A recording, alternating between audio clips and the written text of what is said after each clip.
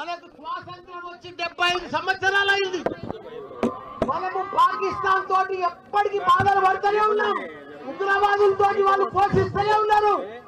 మనం ప్రధానమంత్రికి ఒకటే మేము మనవి చేస్తున్నాం అందరికీ, మోడీజీ पाकिस्तान उग्रवादों को खत्म करो, कुचल के रख दो एक एक जिंदगी में फिर अपना भारत का तरफ नहीं देख रहा हो लोग. उग्रवादों को पूरा पाकिस्तान ప్రపంచంలో చిత్రపటంలోనే పాకిస్తాన్ కనిపిస్తుంది. నెక్స్ట్ మనం 75 సంవత్సరాల నుండి బాధపెడుతున్నారు. మనం ఇక భరించలేము. మనం ఇక ఓపిక లేదు మనకు. మన సైనికులు మన ఎంతో మంది ప్రాణాలు కోల్పోయారు.